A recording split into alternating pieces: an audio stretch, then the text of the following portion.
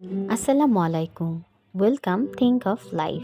আশা করি সবাই ভালো আছেন। আল্লাহর রহমতে আমরাও ভালো আছি। তো আজকের রেসিপিটা হচ্ছে আমার হাঁসের মাংস। তো নুসাইবা খুব বেশি হাঁস পাখি খেতে চাচ্ছিল। তো তাড়াহুড়া করে হাঁস পাখির আয়োজন রেডি। তখন রাত বাজে 1টা 30 মিনিট। ঘড়ির টাইমের তো চলার কথা। পথ হাঁটতে হাঁটতেই মনে হয় চলে যায়। কখন যে দিন শেষ হয়ে রাত চলে আসে বা রাত শেষ হয়ে দিন চলে আসে সেটাই বুঝতে পারি না। তো দিন এত ছোট মনে হয়, দিনের সাথে সাথে আমার মনে হয় রাতটাও ছোট হয়ে গেছে। তো যাই হোক, তো এই তো নুসাইবা বাবুর হাঁস পাখির আয়োজনে আমরা এখন রেডি করলাম। আমরা না, অ্যাকচুয়ালি আমি নিজেই একা, সব কিছুই আমাকে একাই করতে হয়, কারণ সংসারটা তো আমার নিজের। তো যে যাই বলুক না কেন, আমি আমার সংসার নিয়ে আলহামদুলিল্লাহ অনেক ভালো আছি। তো সবাই আমাদের জন্য দোয়া করবেন, সব সময় যেন এরকম ঠিক হাসি খুশি থাকতে পারি।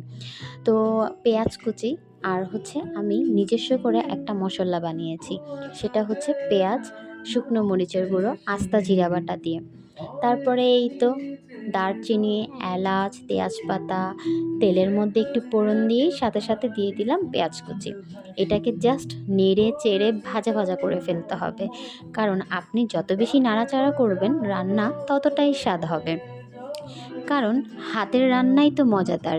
যতই আপনি মশলা ইউজ করেন না কেন, আপনার হাত যদি ভালো না হয়, পাকা না হয়, তাহলে কিন্তু রাঁধুনি রাঁধুনি ভাব আসবে না। তো এই তো সব কিছু বাটা মশলা দেওয়ার পরে আমার একটা রান্নার কালার চলে আসছে। তো এটাকে বেশ নাড়াচাড়া করে মিশাতে হবে। তারপরে আমি এর মধ্যেই হলুদের গুঁড়া, মরিচের গুঁড়া, ধনেপাতার গুঁড়া, জিরা গুঁড়া একসাথে পেস্ট বানিয়ে নিব। পেস্ট করে দিলে রান্নার কালার খুবই ভালো আসে। এটা ট্রাই করতে পারেন আপনারাও। আর আমি আসলে বেসিক্যালি আমার বাসায় যেহেতু এলপি গ্যাস, আমি চেষ্টা করি বেশিরভাগ রান্নাই ইকুকে করে ফেলতে। কারণ যেহেতু ইলেকট্রিক চুলা আমার বাসায় আছে, সো কোনো সমস্যাই হয় না।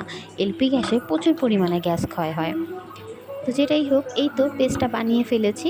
তো পেস্টটা এখন দিয়ে দিচ্ছি ওই আগের ফোড়নের মধ্যে। তো এটাকে খুব ভালো করে নাড়াচাড়া করে মিশিয়ে একদম কষা কষা করতে হবে। কারণ হাঁসের মাংস যত আপনি কষাবেন ততই এটার টেস্ট যেন মজাদার হয়ে উঠবে। আর আমি কিন্তু আগে রান্না একদমই করতে পারতাম না, রান্না করতে করতে শিখে গিয়েছি। আসলে রান্না একটা গুণ, মেয়েদের যা চুলেও বাঁধতে পারে রাঁধতেও পারে, এটা কিন্তু সত্যি কথা। আপনি যেভাবে আপনাকে নিজেকে তৈরি করবেন, সেভাবেই আপনি নিজেকে গড়ে তুলবেন। তো এই তো মশলাগুলো কষানোর পরে একদম তেলটা যখন উপরে চলে আসবে, তখনই আপনি বুঝতে পারবেন যে আপনার মশলাটা কষানো হয়ে গেছে। তারপর হাঁসের মাংসগুলো দিয়ে দিলাম। হাঁসটা খুব ভালোই ছিল, একদম একদম হাঁসের মাংসটা খুবই ভালো ছিল। যাই হোক, ভালো করে কেটে ধুয়ে তারপরে, হাঁসের অনেক পশম থাকে, অবশ্যই ভালো করে দেখবেন। আমি আসলে আগুনে ছ্যাঁকা দিয়ে নিয়েছি। যে যেভাবে প্রসেস করেন, যার যারটা যেরকমভাবে হয়। আসলে সবার রান্না একরকম না, এক একজন এক একভাবে রান্না করে।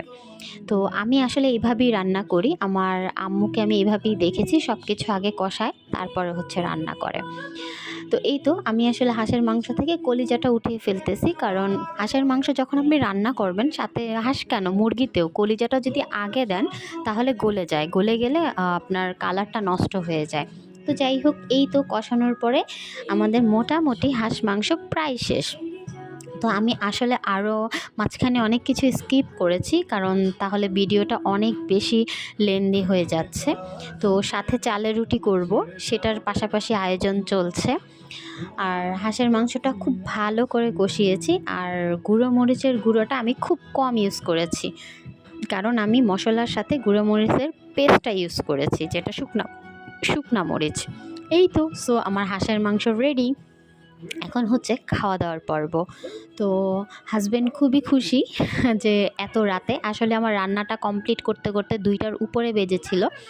তো 2টা না, অ্যাকচুয়ালি নেভি 3টার কাছাকাছি চলে গিয়েছিল। যে বললাম, দিন যেভাবে চলে যায়, আমার মনে হয় রাতটাও ঠিক ওইভাবেই শেষ হয়ে যায়। তো আমার নুসাইবা পাখিটা হাঁস পাখি খাওয়ার জন্য জেগেছিল। এটা আসলে অনেক বেশি দেখার বিষয় ছিল। তো মেয়ে আমার খুবই খুশি ছিল, আমিও খুশি, ওদের খুশিতেই আসলে আমি খুশি। তো আরেকদিন আমি প্রপারলি পুরোপুরি রেসিপিটা আপনাদের সাথে শেয়ার করব। তো এই যে পাশে হচ্ছে চালের রুটি আর হচ্ছে হাঁসের মাংস, আমরা ওই দিন খুব মজা করে খেয়েছি। আর ওর বাবা হচ্ছে এখন একটু ডেকোরেশন করছে, যে আমাকে বলছে দাঁড়াও আমি রুটিগুলা একটু সাজিয়ে দেই। তাই আমি বললাম দাও, এতে খারাপ কি। তো নিচে বসে খুবই ভালো লাগছিল। এত রাতে হাঁসের মাংস, একটা খুব অন্যরকম ভাইব আসতেছিল। যাই হোক, সবাই আমাদের জন্য দোয়া করবেন। আশা করি সবাই ভালো থাকবেন। আর অবশ্যই অবশ্যই আমাদের এই চ্যানেলটাকে সামনের দিকে এগিয়ে নেওয়ার জন্য ভালোবাসা এবং লাইক কমেন্ট শেয়ার করবেন। তাহলেই আমরা অতি দ্রুত এগিয়ে যেতে পারবো ইনশাল্লাহ। তো ভালো থাকবেন। আর বেশি বেশি আমার নুসাইবার জন্য আপনারা সবাই দোয়া করবেন। আল্লাহ হাফেজ। আসসালামু আলাইকুম। Thank you for watching.